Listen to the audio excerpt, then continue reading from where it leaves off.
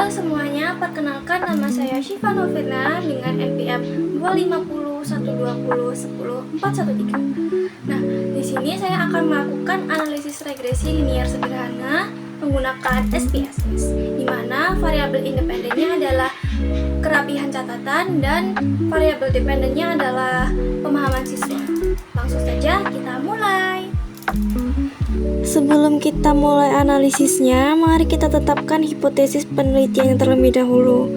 Untuk H0 atau hipotesis nolnya itu tidak terdapat pengaruh yang signifikan antara kerapihan catatan terhadap pemahaman siswa. Nah, untuk H1 atau hipotesis alternatifnya itu terdapat pengaruh yang signifikan antara kerapihan catatan terhadap pemahaman siswa.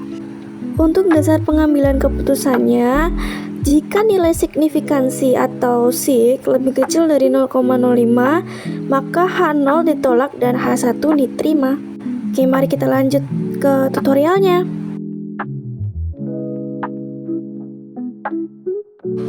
Pertama, buka SPSS dan klik tab Variable View di pojok kiri bawah. Selanjutnya, pada kolom name baris pertama ketik huruf X dan baris kedua huruf Y.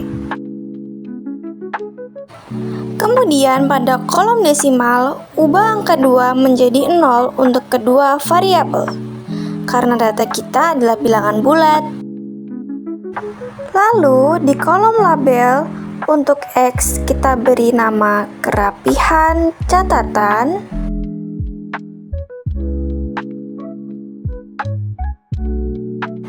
Dan untuk Y kita beri label pemahaman siswa berupa nilai.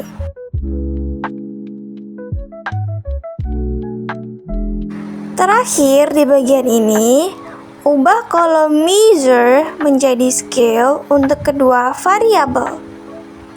Jika sudah, mari kita masukkan datanya. Klik tab Data View. Dan di sini kita punya kolom X dan Y. Kemudian kita langsung saja copy data yang kita sudah siapkan di Excel, lalu paste ke dalam kolom X dan Y di SPSS.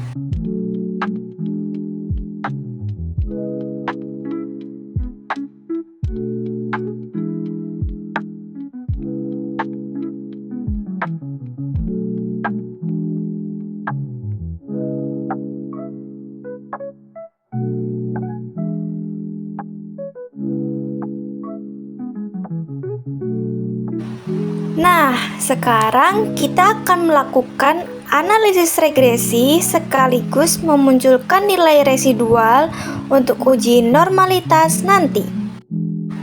Pertama, klik menu Analyze, pilih Regression, lalu klik Linear.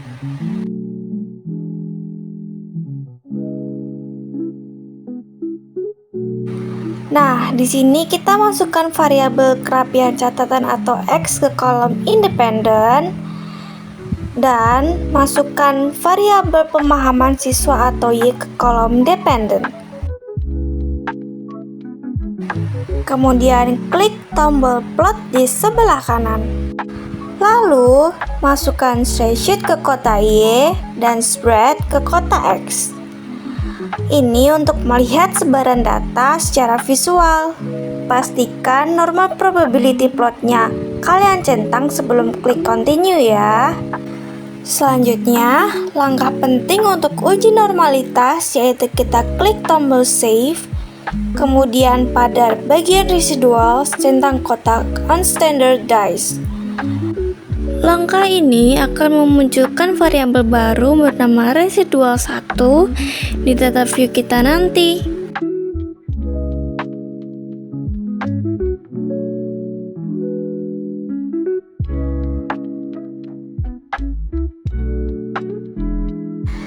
Pada halaman output sudah muncul beberapa tabel hasil regresi seperti model summary yang menunjukkan korelasi dengan notasi R dan koefisien determinasi dengan notasi R². Output selanjutnya adalah ANOVA. Sesuai dengan penjelasan yang aku cantumin, karena model yang kita gunakan adalah regresi linear sederhana, maka tabel output ini tidak begitu berarti dan kita akan lanjut melihat tabel selanjutnya, yaitu tabel output koefisien. Di sini dapat kita lihat nilai konstanta yang dimiliki yaitu sebesar 73,6, yang artinya tanpa dipengaruhi variabel apapun, rata-rata pemahaman siswa yang diambil melalui nilai rata-rata pada pemahaman materi adalah sebesar 73,6. Kemudian, koefisien untuk kerapihan catatan adalah 0,909, yang mana ketika skor pengukur atau nilai kerapihan catatan bertambah sebanyak 1 poin, maka rata-rata nilai siswa akan naik sebesar 0,909.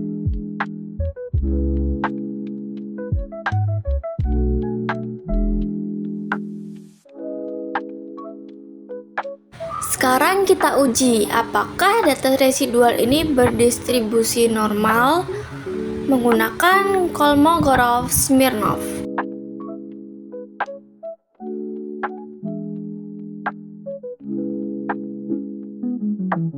Nah, di sini kita klik analyze, pilih non-parametric test, lalu legasi dialog, dan pilih yang one sample KS sesuai dengan di video. Masukkan variabel unstandardized residual atau residual 1 ke kotak tes variabel list. Nah, di sini kalian jangan masukin variabel X atau Y-nya ya, tapi masukin residualnya aja. Pastikan opsi normalnya tercentang, lalu klik OK. Lihat tabel outputnya di sini. Nah, perhatikan nilai asymmetric yang detail. Jika nilainya di atas 0,05, maka berdistribusi normal, dan di sini nilainya adalah 0,2, yang mana dapat kita simpulkan bahwa data yang kita miliki berdistribusi normal.